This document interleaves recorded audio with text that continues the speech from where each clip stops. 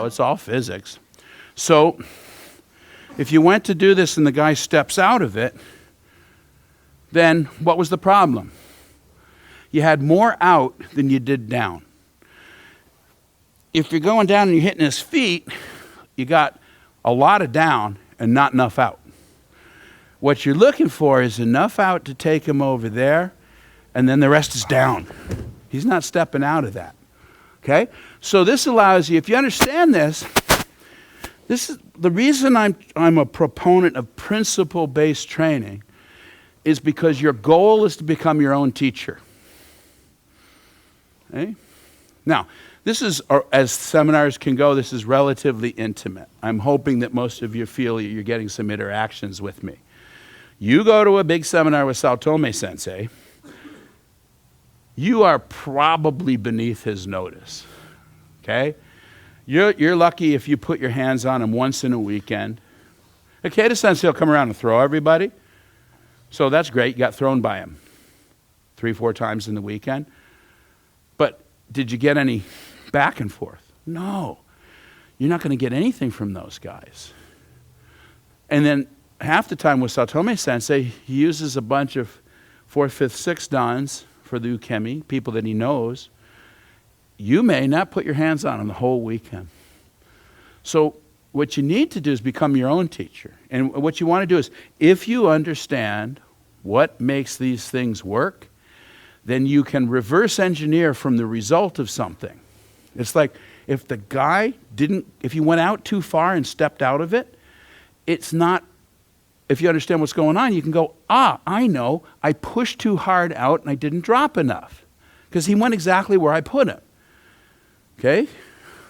If you went down and you tried to drop and he's supporting himself with his feet, well then it's cause the energy's hitting his feet. And why is that? Because you didn't put it out quite enough before you dropped. This allows you to have a process. You absolutely got to have a process. And it's amazing how many people don't have a process. Okay? Where I understood this as being a real problem, I was at camp one year, and an old DC friend of mine showed up. And, this was back in the day when none of us were very senior, but he was a Nidan from the DC days, used to training hard. So I was all excited. I go, wow, this is great. We're going to be able to mambo here. And we're doing Minetsuki Kodagaish, and every time I went in to hit him, I nailed him in the ribs. But, with the old DC guys, we didn't train down to each other. I was trained to hit him. He had to figure out how not to be hit. So I hit him again. And I hit him again. I hit him again. And finally, I hit him 5 times hard in the ribs. I didn't break anything, but I hit him hard. And I finally looked at him and said, doesn't that hurt? And he said, yeah. I said, well, then why don't you try doing something different each time? One of the definitions of insanity is doing the same thing over and over again with the expectation that it'll have a different result. Do you know how many people do that? It's like the 50 million monkeys taking Shakespeare approach to training. If I just do it wrong 30,000 times, the right one will come to me. I've had guys say I'm lying. Don't think too much about what you're doing. Just do it, you'll get better. If there was any evidence for that, there'd be a lot of really good Aikido people out there, because there's been a lot of doing of it. Actually, if you do it wrong a lot, you're really good at doing it wrong. That becomes burned into you. This is an idiotic way of talking about things. People will say it with all seriousness. Okay? What you need to do is understand what makes it work, target your training to produce that, and when it's not right, you should be able, if you understood what it made it work, you can figure out what you did wrong. And then instead of having to wait for the 1 or 2 times in a class when your teacher actually comes and helps you, you're teaching yourself every single time. Does that make sense? Okay? And one of the things that people get really attached to the techniques that work. Well, actually, especially when you're newer, most of your stuff isn't working. So from a martial arts standpoint, yeah, You got to be attached to what worked, because if it didn't work, you're dead. Okay? But from a training standpoint, the information you get from the one that worked is just as valuable as the information you get from the one that didn't work. So I have 2 folders up in my head, okay? And when I try something, if it didn't work, it goes in the folder of, okay, that didn't work, we don't try that again.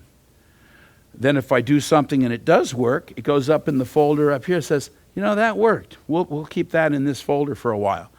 And then that eventually it might get replaced by something that works better. Somebody might show me something, and I go, that's even better than that other thing. I might even leave them both in the folder, because they might do things slightly differently. But I'm always adding to these 2 folders.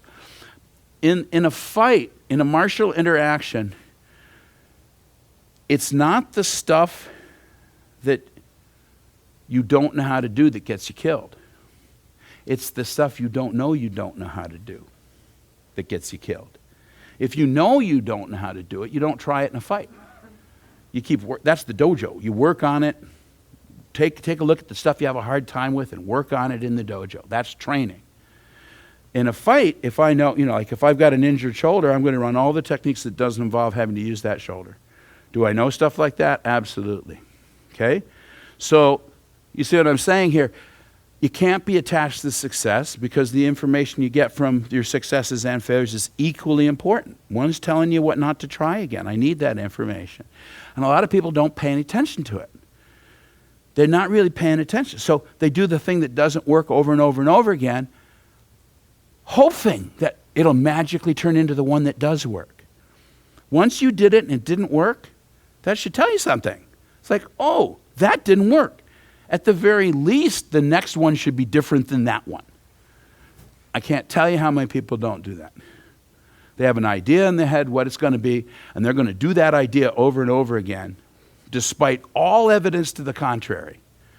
And then they can't understand why they don't get better. Okay? Develop a process. And if the process is based on principles, then you know why this works. So you see how I'm teaching. I'm saying, look at the way this works. There's the Ikkyo curve. There's the seam. There's if I'm running energy up and underneath it and I release it, you fall. If I run energy on top with the rotation, I can rest my body weight on you. All of this stuff that we're talking about is in everything.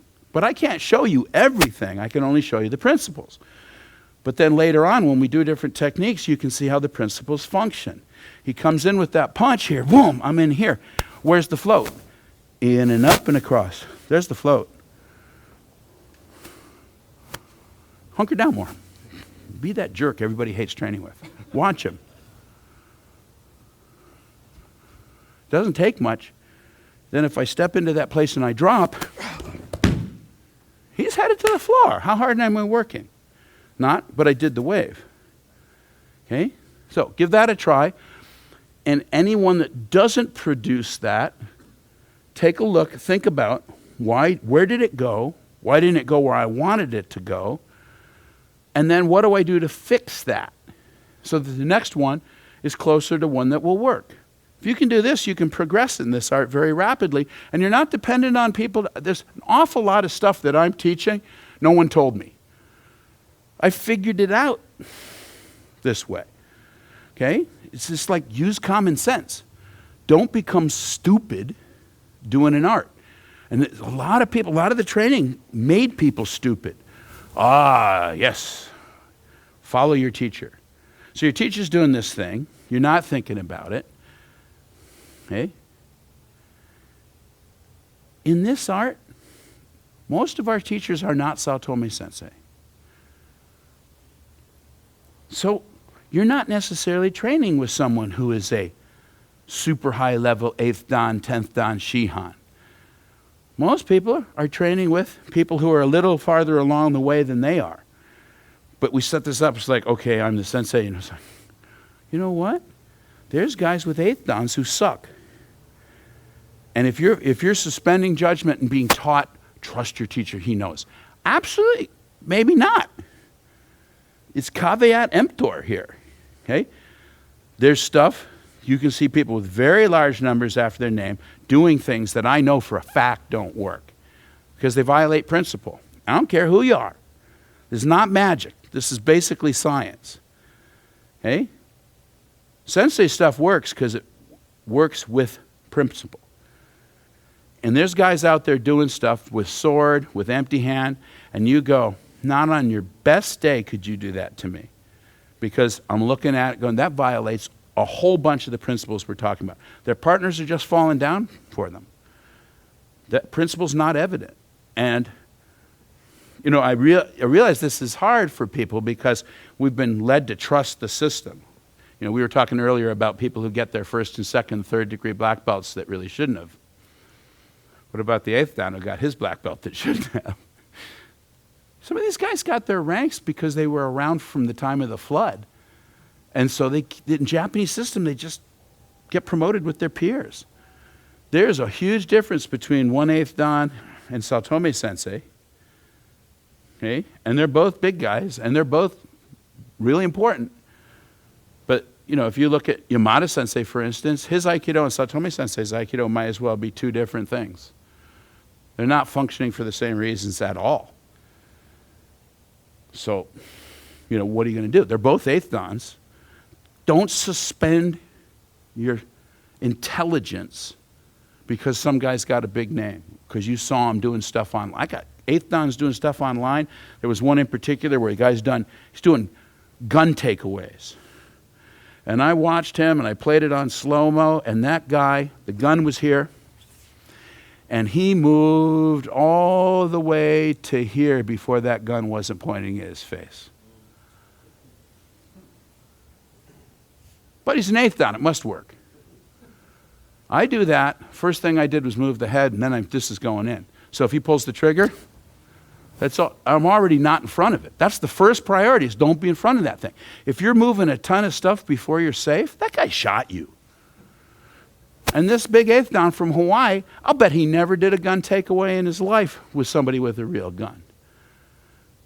So what we do to do that is we put a helmet on, we get out an airsoft gun, and we see if you can do it. And the guys try that stuff, and he goes, boink, and you shoot him in the head. It's like, wow, it's a good idea to find that out in the dojo before you try it on the street. But principle-wise, what's your reaction time? How fast can you pull the trigger? Bang. Okay? If I start moving, he shot me. Bang. Yeah, he missed me.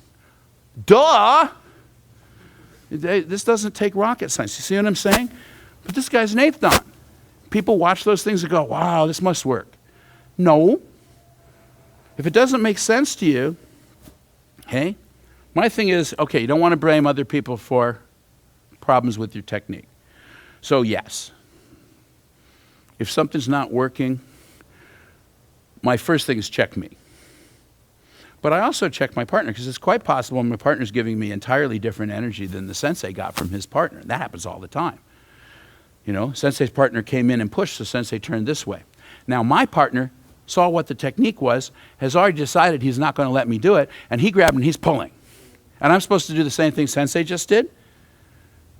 If you'd pulled sensei, he would have done something different than what he did. The guy's already countering me because he knew what the technique was. You have to know that. Or you sit here trying to do this thing and you think you can't do it. Well, you're getting not the right energy for it. One of your jobs as uke is to look at what the teacher just demonstrated, what the energy was that the teacher's partner gave him, and then with your partner try and give him the same energy, because then you're setting up the training situation where you can now do what the teacher did. Does that make sense? You wouldn't believe how often that doesn't happen. Okay. So all of this stuff combines. Develop the process. Okay? If I want him up, I have to come in underneath him and use my structure to float him. If I'd like him down, I take away the support. We've been talking about this. That's why this works. So if I got something where I went like this and he stepped out like he just did, I should be able to go, I know what I did. I went too much out energy, not enough down energy. I pushed him. And I pushed him away. I only need a little bit of out energy and a lot of down energy. So you balance the forces out, and your next one's going to be closer to optimal. This should be how your process works all the time. Okay? If you get anything out of this whole seminar, that's more important than anything. How to develop your process. Yeah. So the initial movement is the Irimi. Then I would get back here because that lets me run this spiral from behind him more easily. Do you have to? No.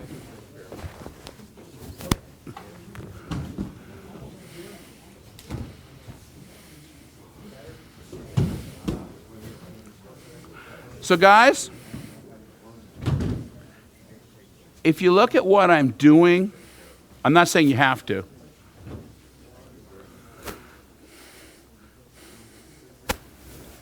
This entry was here. There's two ways I can go from here. Across his front, which would be an omote, or I can go into the ura, okay? Both are fine. They do different things. The omote one gives me the leg sweep. The ura one allows me to investigate how rotation. Everybody wants to be powerful here, but actually, watch him. This hip rotates. We're talking about how they rotate around each other. I'm actually displacing him from behind him. So his energy on the attack was coming this way. My energy is actually coming this way and going with that. Either one. This one goes across him. There's the leg block. Okay? If I was going to throw one of those big boys over there, I'd do that. Okay? It makes it really hard for them to stay up because you not only floated them and took their upper body out, but you cleaned their feet out from underneath them. Okay? So the omote one gives you that leg block. The ura one puts you back here behind him, so your rotation is actually coming from the rear. That's why it's an ura. Side or rear. That's what that means. So I'm going to rotate in such a way that the energy actually goes with the energy of his attack. Do both. Remember talking about correcting your posture, seeing what it does? So I'm in the right place. I didn't get hit. Everything's cool. But he's really solid there. And I'm kind of, Sensei used to yell at everybody, say, this is not cockroach waza. We are human beings. Okay? He used to walk around and say, be arrogant. He meant elegant. And we're going, well, I can be arrogant. But he said, try and look like you're royalty. You know, try and look good. This is like the shogun, like Yagyu style sword. That was the shogun style. Big emphasis on winning while looking good. Because you're the shogun, you got to look good. You get out to the countryside, you got Maniwa and Enryo, you got these crazy guys who are crawling around on the ground and screaming. They didn't give a shit if it looked good. They're a bunch of, farmer samurai. Sensei, for your posture. Now watch what happens as I correct. First I start straightening out. Then I start opening up. He's already going, and all I did was straighten out and expand. Now when I do the movement, I already had him. See what I mean? So don't go, whew, I got out of the way of the arm, because that's going to hit you.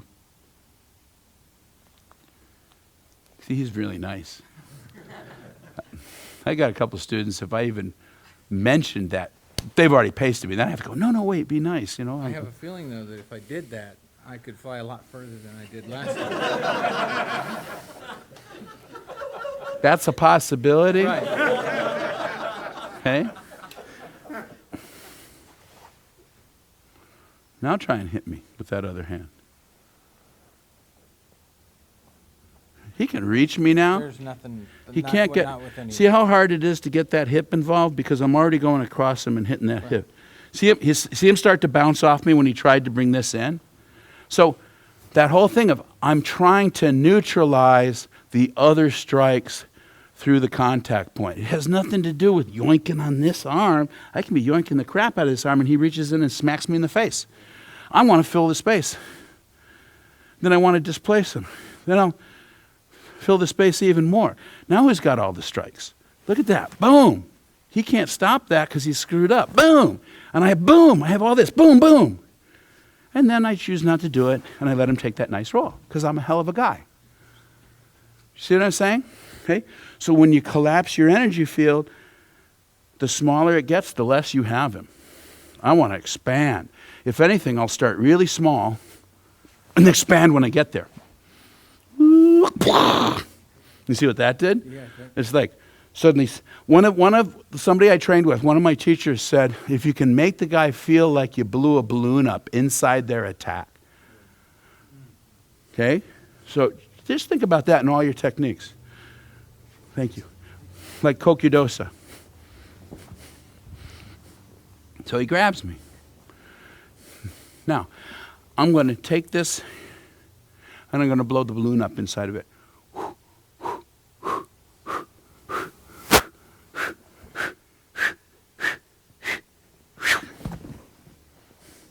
It's a great way to think about it. Okay? I'm not dealing with the attack. I'm actually putting my energy inside of it and expanding. Cool. Are we supposed to end now? 5 o'clock? Actually, I think we started about 30 minutes late. We were supposed to go till 5:30. Then let's go to 5:30 anyway. Okay? So, Hijinage went under the arm. Okay? What I want to do now is talk about taking the space away. We talked about this a little bit yesterday. For him to hit me, he has to go from there to here and actually go a little deeper. So he has to come to this spot. For me to be safe, I only need to be in that spot before he gets there. I don't need to go out to where he was. I just need to own the space. This is exceedingly cool. Does everybody see this? I was saying to people yesterday, don't think about this as trying to do stuff to their structure. Think about ways to own the space that they would like to be in to complete their attack. There's no attack if I'm in that space. He's blocking like crazy, but his attack's not even coming anymore because I was already in it. So when he comes here, if I can take the space, he's down. So this is a way that in Aikido, at least with Satomi Sensei, not everybody does this kind of stuff, but this is how we practice strikes without having to strike our partners. Okay? The basics on it is as he comes in, I will move just fast enough that he can't stop it and just slow enough that he gets to see it. If I waited just a bit longer and then I move fast, there's no defense. He can't take a fall from that because he can't accelerate himself that fast. So I would just hit him. And that would hit, boom, boom, boom, boom. Okay? But to practice that I call this the not striking of striking. Sensei did this, and it was taking my space away. He could have hit me, but he didn't. So as long as your ukemi is responsive, nobody gets hurt. If you're moving forward,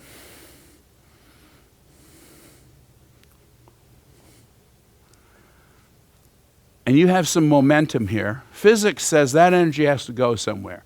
So the faster you're moving, there's no way when something comes at your face that you're going to be able to stop your whole body movement on a dime. But what you can do is take the energy of your forward movement and shoot out your feet. If I let the feet kick out, my face will stop instantly. So if you just kick your feet out and take your fall, you won't get hit in the face with this. Okay? When Sensei did it with me, no margin for error. I would come in, and just as my feet were leaving the ground, his hand would be compressing my nose. If I had been less responsive on kicking out, I would have gotten popped. Okay? That's what I'm looking for. So he's coming here.